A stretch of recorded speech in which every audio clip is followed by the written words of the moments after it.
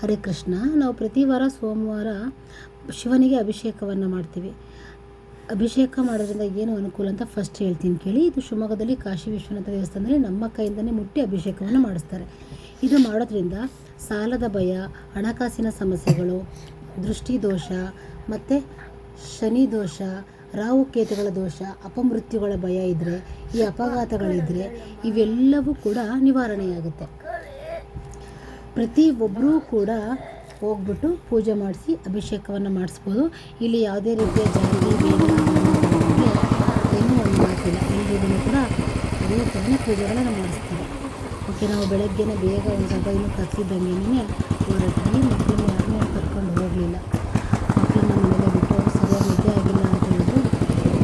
ಮತ್ತು ಡಿಸ್ಟರ್ಬ್ ಮಾಡೋದು ಬೇಡ ಅಂತ ಹೇಳ್ಬಿಟ್ಟು ನಾವಿದ್ದೀನಿ ಮನೇಲಿ ಊಟ ಮಾಡ್ಕೊಂಡು ನಾವು ಬೈಕಲ್ಲಿ ಬಂದು ಅಲ್ಲೇ ಬರ್ತಾ ನಾವೇನು ತಗೊಳ್ತೀವಿ ದೇವಸ್ಥಾನಕ್ಕೆ ಅಂತಂದರೆ ಜೇನುತುಪ್ಪ, ಹಾಲು ಮತ್ತು ಮೊಸರು ಅರ್ಧ ಲೀಟರ್ ಪ್ಯಾಕೆಟ್ ತೊಗೊಳ್ತೀವಿ. ಜೇನುತುಪ್ಪ ಒಂದು ಬಾಕ್ಸ್ ಎಲ್ಲ ನಾವೇನು ತೊಗೊಂಡೋಗಿರ್ತೀವಲ್ವ ಅದೆಲ್ಲವನ್ನು ನಿಂಗೆ ನಾವು ಹಾಗೆ ಇದು ಕೂಡ ತೊಗೊಂಡೋಗಿದ್ವಿ, ಹೂ ಕೂಡ ತೊಗೊಂಡೋಗಿದ್ವಿ, ಬಿಲ್ ಪತ್ರ ಕೂಡ ತೊಗೊಂಡೋಗ್ಬೋದು. ಅದೇನೋ ತೊಗೊಂಡೋಗ್ಲಿ ಅಂದರೆ ಅಲ್ಲೂ ಕೂಡ ಬೇರೆಯವ್ರು ತಂದಿರೋದ್ರಲ್ಲಿ ಪೂಜೆ ಮಾಡಿಸ್ತೀವಿ. ಯಾವುದೇ ರೀತಿಯ ₹1 ಆಸೆ ಪಡೋದಿಲ್ಲ. ನಾವಿಷ್ಟ ಇದ್ದರೆ ನಮ್ಮ ಕೈಯಿಂದ ಅವರಿಗೆ ಒಂದು 50 100 ಕೊಟ್ಬಿಟ್ಟು ಬರ್ಬೋದು.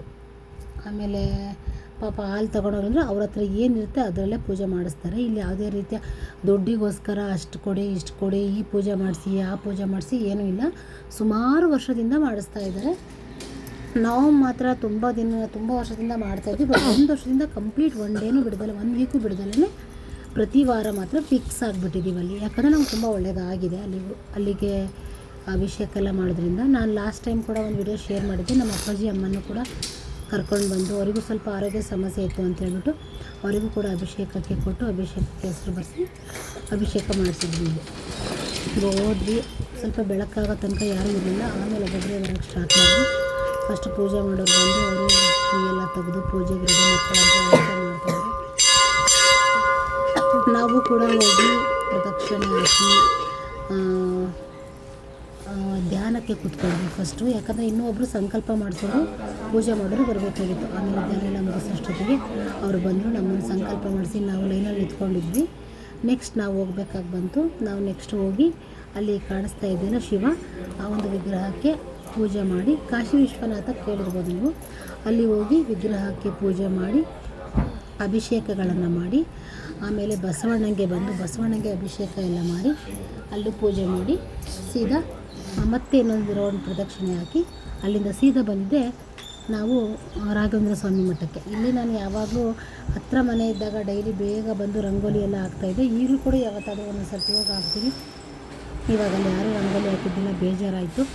ಮಠದಿಂದ ಮುಗಿಸ್ಕೊಂಡು ಪೂಜೆ ಮುಗಿಸ್ಕೊಂಡು ಅಲ್ಲಿಂದ ಸೀದಾ ಮನೆಗೆ ಬಂದ್ವಿ. ಈಗ ಇವತ್ತು ಏಕಾದಶಿ ಆಗಿರೋದ್ರಿಂದ ಮಠದಲ್ಲಿ ಯಾವುದೇ ರೀತಿಯ ಮಂತ್ರಾಕ್ಷತೆಯನ್ನು ಕೊಡಲಿಲ್ಲ.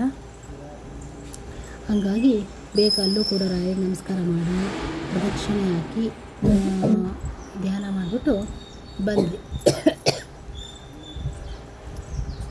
ನಿಮ್ಮೆಲ್ಲರಿಗೂ ಕೂಡ ಭಗವಂತ ಒಳ್ಳೇದು ಮಾಡಲಿ ಅಂತ ಈ ಮೂಲಕ ಕೇಳ್ಕೊಳ್ತೀನಿ. ಓಂ ಶ್ರೀ ರಾಘವೇಂದ್ರಾಯ ನಮಃ. ಶ್ರೀ ಕೃಷ್ಣಾರ್ಪಣಮಸ್ತು. ರಾಧೇ ರಾಧೇ. ಹರ ನಮಃ ಪಾರ್ವತಿ ಪತಯೇ. ಹರ ಹರ ಹರ ಮಹಾದೇವ್. ಓಂ ನಮಃ ಶಿವಾಯ. ಇಷ್ಟು ಹೇಳ್ತಾ ಇವತ್ತಿನ ನನ್ನ ಒಂದು ವಿಡಿಯೋದ ವ್ಲಾಗನ್ನು ಮುಗಿಸ್ತಾ ಇದ್ದೀನಿ. ರಾಧೇ ರಾಧೇ.